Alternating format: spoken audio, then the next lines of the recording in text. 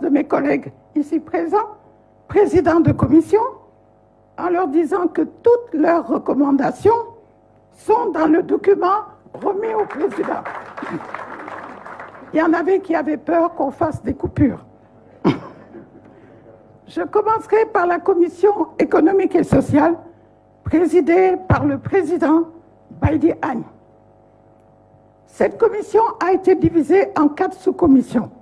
La première, orientation économique, financière et de souveraineté économique. La deuxième, travail, emploi et protection sociale. La troisième, sous-commission du secteur productif. Et la quatrième, cohésion nationale et lien social avec culture, religion, coutumes, presse et sport. Au total, cette commission a proposé 88 mesures phares à l'attention du président.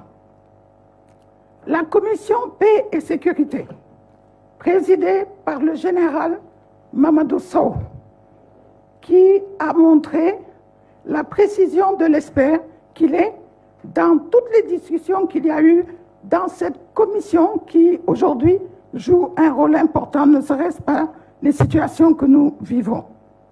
Ils ont donc proposé, entre autres, l'adoption d'une stratégie nationale de sécurité intérieure, la gestion des frontières, la sécurisation des signes d'orpaillage, la gestion et le contrôle de la communication digitale, le regroupement des 2 principales forces de sécurité, police et gendarmerie, entre autres.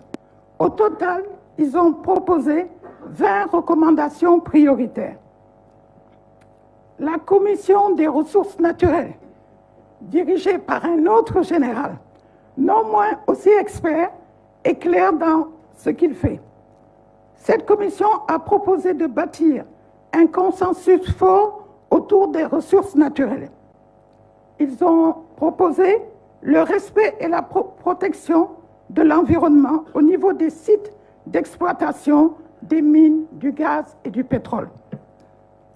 Ils ont insisté sur la formation et le renforcement des capacités techniques et technologiques pour le développement du contenu local. Ils ont proposé de renforcer le pouvoir de l'Assemblée nationale dans les processus de l'exploitation des ressources naturelles. Ils ont aussi proposé d'augmenter les parts du Sénégal dans l'exploitation des ressources naturelles. Et enfin, ils ont demandé de faire l'état des lieux du foncier ainsi que l'amélioration de la gestion des ressources en eau. Au total, ils ont proposé 19 recommandations phares.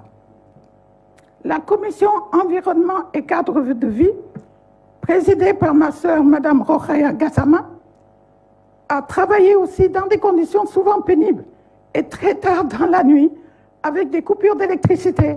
Alors le ministre, peut-être, il faudra en tenir compte, parce que pendant 2 heures, ils sont restés dans le noir une soirée. Et ils s'occupaient d'environnement. Ils ont insisté sur les problèmes du cadre de vie et de l'urbanisation. Ils ont insisté sur la protection de la nature, les risques et les impacts environnementaux, le problème de la mobilité urbaine que nous connaissons tous à Dakar, mais surtout l'introduction de modules de formation dans le domaine de l'environnement et du cadre de vie, et ils ont fini par des recommandations générales. Au total, cette commission a proposé 38 recommandations. Commission de la modernisation de l'État. Notre imam et frère, Monsieur le gouverneur Zakaria Diaw. Zakaria, en orfèvre de l'État, a proposé plusieurs recommandations. Et ces recommandations suivent d'abord au titre des institutions constitutionnelles, ensuite par rapport au fonctionnement de l'administration publique, au titre des ressources humaines, au titre du système de contrôle et finalement au titre de la lutte contre la criminalité économique et financière. Cette commission a proposé 42 recommandations. Commission décentralisation et territorialisation des politiques publiques, présidée par l'ambassadeur Seydou Nourouba. Cette commission demande de compléter le cadre juridique de l'acte 3 de la décentralisation. Il demande aussi l'opérationnalisation du concept de territorialisation des politiques publiques et demande de poursuivre les réformes de la décentralisation et finalement de promouvoir la fonction publique locale et de renforcer l'accompagnement des collectivités locales par les services techniques de l'État. Cette commission a proposé 15 recommandations générales. Commission culture, art, jeunesse et sport. Le président Agnès vous a expliqué tout à l'heure les changements intervenus. Présidée par le docteur Philippe Abraham Biramtine. Ils ont divisé la commission en 3 sous-commissions. Une sous-commission art et culture, où ils ont mis l'accent sur la culture comme moteur du vivre ensemble, en faisant appel à toutes les pratiques traditionnelles, notre patrimoine, tout ce qui nous permet d'être des Sénégalais à part entière. La sous-commission jeunesse, qui a attiré beaucoup d'attention, a demandé de renforcer l'accès des jeunes aux moyens modernes de l'agriculture, de l'élevage, de la pêche, couvrant toute la chaîne de valeur. D'élaborer une politique d'éducation civique et citoyenne sur le respect des institutions, des symboles de la République. Enfin, démocratiser et encadrer l'accès aux technologies de l'information et de la communication. La sous-commission sport a insisté beaucoup sur l'adoption de la charte du sport, mais aussi elle demande de favoriser une stratégie de développement des infrastructures sportives.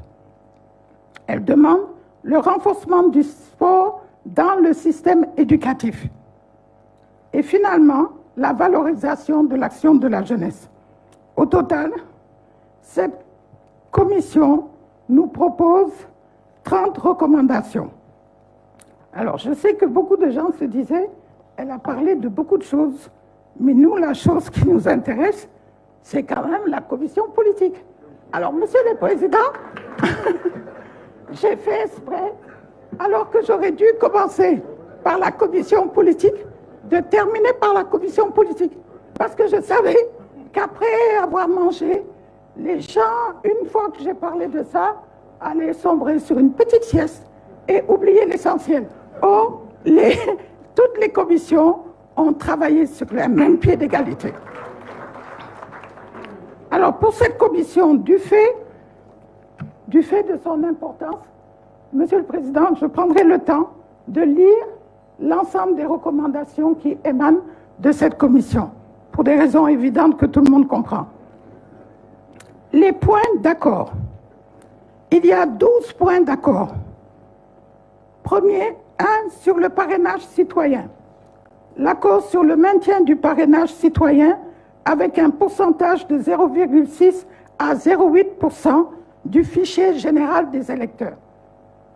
Accord sur la mise en place d'une commission de contrôle des parrainages qui sera logée au Conseil constitutionnel et composée de membres du Conseil constitutionnel, greffier en chef, représentants du candidat, personnel administratif et technique en charge au Conseil constitutionnel, personnalité indépendante, représentants de la Sénat.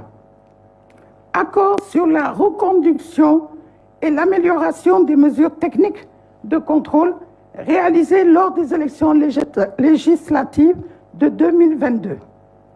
Accord sur l'institutionnalisation du tirage au sort pour le dépôt des dossiers de candidature. Le deuxième point d'accord, le parrainage des élus. 1. Accord sur le parrainage de 8% des députés correspondant à 13 parlementaires dans l'actuelle législature. Accord portant sur le parrainage de 20% des chefs d'exécutifs territoriaux correspondant à 120 maires et présidents de conseil départemental présentement. 3. La caution. Accord sur le montant de la caution qui ne peut excéder la somme de 30 millions de francs pour l'élection présidentielle. 4.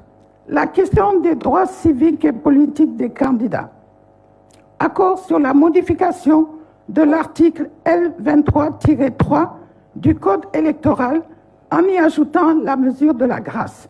De ce fait, l'article L28-3 sera modifié ainsi qu'il suit. Aux personnes qui, frappées d'incapacité électorale à la suite d'une condamnation, bénéficient de la réhabilitation ou font l'objet d'une mesure d'amnistie ou de grâce. Pour les personnes bénéficiant d'une mesure de grâce, l'inscription sur les listes électorales ne pourra intervenir qu'après l'expiration du délai correspondant à la durée de la peine prononcée par la juridiction du jugement, s'il s'agit d'une peine d'emprisonnement ou d'une durée de 3 ans à compter de la date de la grâce, ou s'il s'agit d'une condamnation ou une peine d'amende. 5. La question de la candidature du président sortant. Les pôles ainsi que la société civile, après avoir rappelé leur position sur la question, en appellent au respect de la Constitution, des lois et des règlements.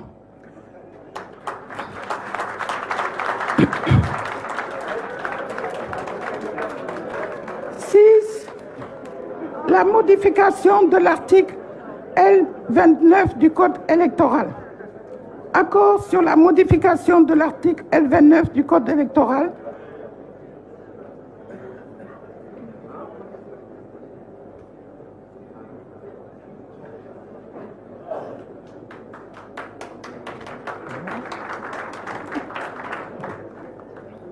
La modification de l'article L29 du Code électoral. Accord sur la modification de l'article L29 du Code électoral en y intégrant la limitation de l'inéligibilité permanente. L'article L29 sera modifié ainsi qu'il suit. Cette interdiction d'inscription sur les listes électorales ne concerne que ceux qui sont condamnés pour crimes, trafic de stupéfiants, et pour des infractions portant sur les deniers publics, à l'exception des cas prévus à l'article L23-3 du Code électoral. Pour les autres infractions, L28-3 du Code électoral. Il y en a qui... Pour les autres infractions, cette interdiction est de 5 ans après l'expiration de la peine prononcée. 7. Le bulletin unique à l'élection présidentielle. Accord sur la commande d'une étude de faisabilité sur l'opportunité ou non de l'utilisation du bulletin unique après l'élection présidentielle du 25 février 2024. Après l'élection présidentielle du 25 février 2024. 8. Évaluation des organes de contrôle et de supervision des élections, Sénat, CNRA. En ce qui concerne la Sénat, la question du renouvellement des mandats a été relevée, nonobstant l'accord sur la mise en place d'une commission d'évaluation de la Sénat et du CNRA. 9. Les modalités de contrôle et d'audit du fichier électoral. Accord sur la prise du décret cité à l'article L49 du Code électoral relatif aux modalités d'accès et de contrôle du fichier électoral. Accord sur l'opportunité d'un audit du fichier électoral après l'élection présidentielle du 25 février 2024. 10. La révision de l'arrêt de la Cour de répression de l'enrichissement illicite créée en date du 23 mars 2015. Consensus sur le principe de la révision de l'arrêt de la Cour de répression de l'enrichissement illicite créé en date du 23 mars 2015, conformément aux instruments juridiques en vigueur. 11. Modalité de désignation du chef de l'opposition. Celui qui est arrivé deuxième à l'élection présidentielle est désigné comme chef de l'opposition. 12. La création d'un comité de suivi. Accord sur la création d'un comité de suivi par le gouvernement pour discuter sur les points joints en annexe. Les points de désaccord ou de non-accord, comme l'a si bien dit le président. Non-accord donc sur 1. Divergence sur l'organe de tutelle en charge des élections. Les non-alignés, l'opposition et la société civile réaffirment la nécessité d'un organe de tutelle indépendant avec une personnalité consensuelle à sa tête. À défaut, il est proposé de créer un ministère chargé des élections dirigé par une personnalité non partisane, tandis que la majorité retient que le système actuel a suffisamment produit des résultats appréciables, gage de la crédibilité de notre système démocratique. 2. Le cumul de la fonction de chef de l'État et de chef de parti. 3. L'arrêt des poursuites et la libération des détenus. 4. La déchéance électorale comme peine complémentaire. Les points non abordés, non épuisés. Il y en a 2. Le rôle et la place de la justice dans le processus électoral. 2.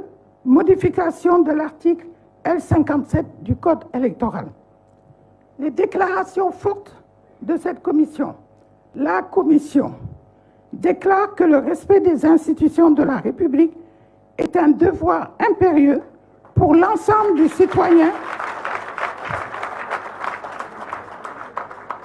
notamment l'observation par tous des règles édictées par la Constitution, les lois et les règlements en vigueur au Sénégal. 2. Condamne de façon ferme toutes les violences constatées dans notre pays, d'où qu'elles viennent et quelle que soit leur nature. Liste des points à discuter pour le comité de suivi, le bulletin unique, l'audit du fichier électoral, la révision de l'article 87 de la Constitution, le statut de l'opposition, le cumul des postes, l'accès aux médias d'État. Voilà pour la commission politique. Ça valait la peine d'être entendu. Monsieur le Président de la République, vous avez ainsi dans ce travail environ 270 recommandations fortes et pertinentes, fruit de ce dialogue que vous avez initié. Ces recommandations, adossées à des axes prioritaires, sont susceptibles de contribuer au processus de développement économique et social de notre pays, mais aussi à sa paix, à sa sécurité et à sa stabilité. J'ajouterai 2 points forts, unanimement ressortis lors des réunions de restitution. 1. La forte demande pour un retour au service militaire obligatoire. 2. La mise sur pied d'un comité de suivi inclusif de la mise en œuvre des recommandations.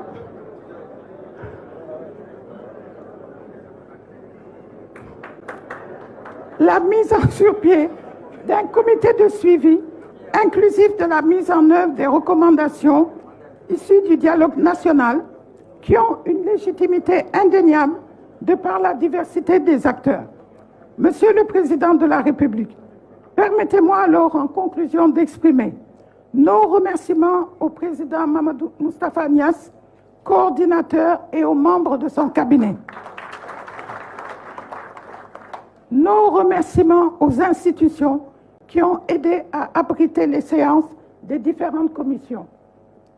Nos félicitations aux présidents, rapporteurs, assesseurs des différentes commissions et sous-commissions. Je vous remercie de votre attention.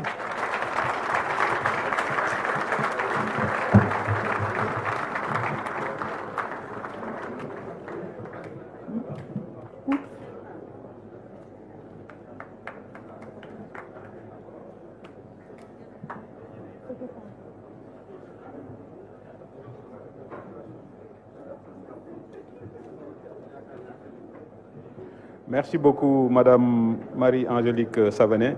Maintenant, nous allons procéder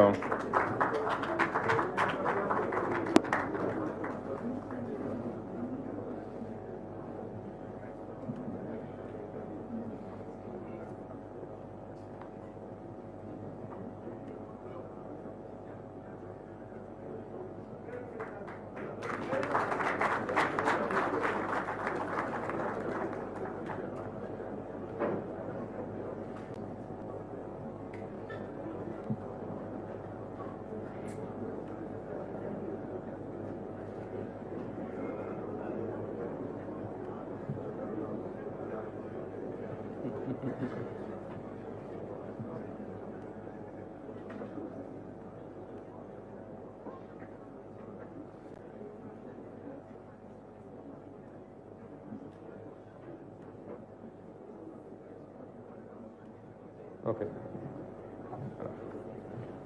Merci beaucoup, Madame Marie-Angélique Savané. Maintenant, nous allons procéder à la remise symbolique du rapport à Monsieur le Président de la République par le Président Moustapha Niasse, Président du comité de pilotage.